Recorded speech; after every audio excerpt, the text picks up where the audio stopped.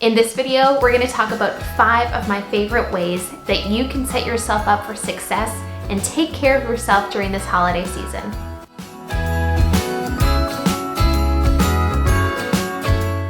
Hey friends, I'm Meagan Young, a recreation therapist here to help you find your flow and flourish. On this channel, we talk about holistic well-being and things that you can do to feel good today.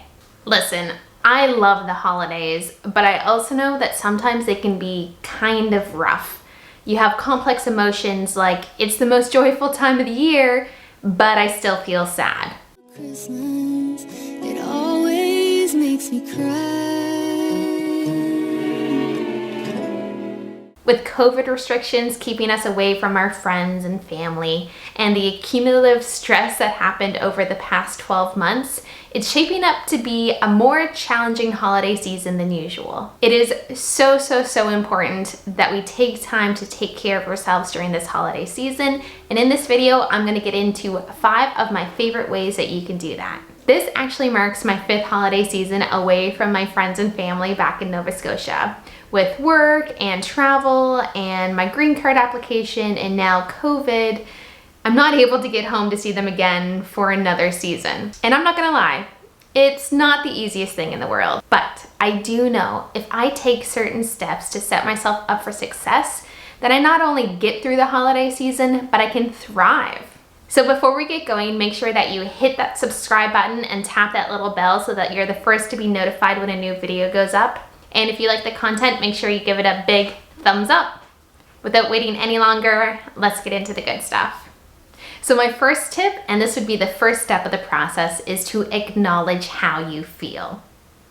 It's perfectly normal to have conflicting feelings right now. So you might be feeling joyful and excited, but also at the same time, maybe a little bit sad and lonely.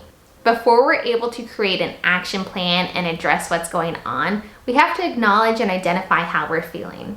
Once we do that, we can start to take action. Some ways you can do this are to get out a journal and start to jot down some of those feelings and start to process it that way. Another thing you can do is talk to a friend or a family member that you trust, or you can seek out guidance from a mental health professional. I've created a worksheet to help you through these 5 tips below, so make sure that you go into the comments and get it so that you can follow along.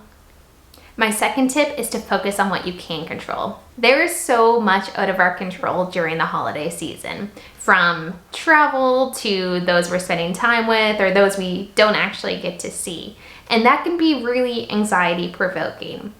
My suggestion is to slow down and to think about the things that you can control, because even though it might not feel like it, there are so many things within your control. Let's work through a few of them now. Sleep. Are you getting enough sleep, and is it good quality sleep? Are you also keeping that circadian rhythm of the same bedtime and wake up time every day? Exercise. Are you moving your body on a regular basis? Are you getting outside and getting that fresh air and time in nature that you need? Drinking water.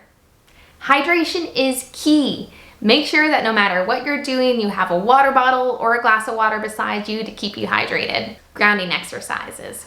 Have you taken the time to do some meditation, breathing techniques, prayer, or going out into nature and taking the time to stay calm, cool, and collected? Social media. How much time are you spending on social media?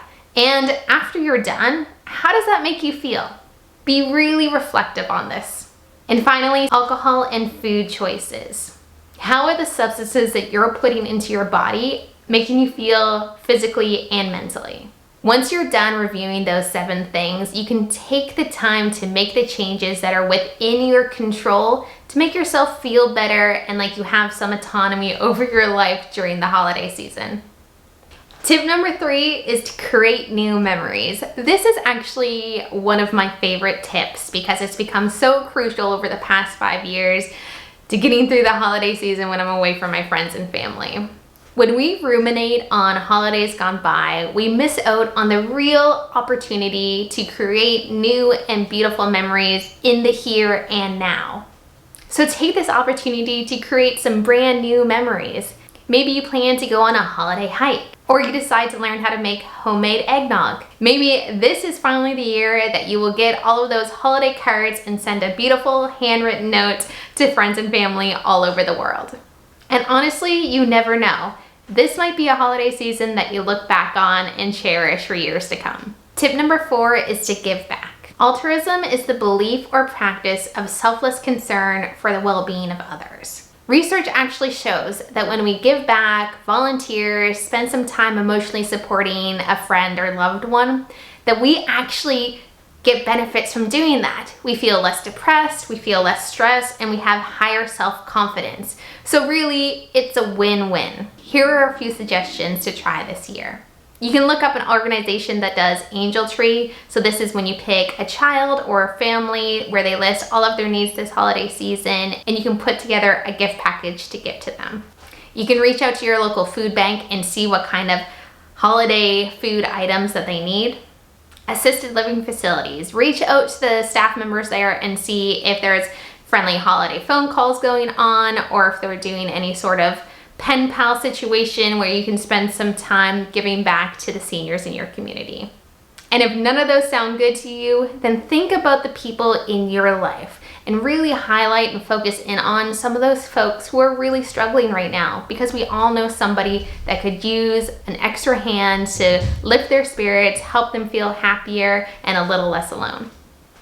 And my 5th and final tip is to make a plan. So as Benjamin Franklin once said, if you fail to plan, you plan to fail. Now that we have all of this information, let's look ahead to over the next few weeks and think about what we need to do in order to set ourselves up for success. Try to brainstorm and really think about the days and the times that are going to be a little bit more challenging or triggering than others.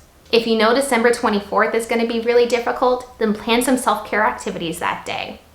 If being around other people who are drinking might be triggering, then plan to bring some soda water with you wherever you're going, and practice saying no thank you when somebody offers you a holiday cocktail. By looking forward into the future, you're able to troubleshoot your options for how you want to best respond when these triggering situations come up. And that, my friends, is the definition of setting yourself up for success. All right, that brings us to the end of the video. I hope you enjoyed these 5 self-care tips to help you through the holiday season. Comment below and let me know one thing you're going to do to take care of yourself over the next few weeks. Also, make sure to check out some of the resources and research in the description below. If you found the content in this video helpful, please consider sharing with your friends and family to help this channel grow.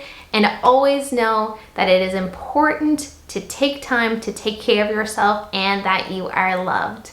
All right, friends, stay tuned because I have some more holiday type content videos coming out shortly, and I will see you all later.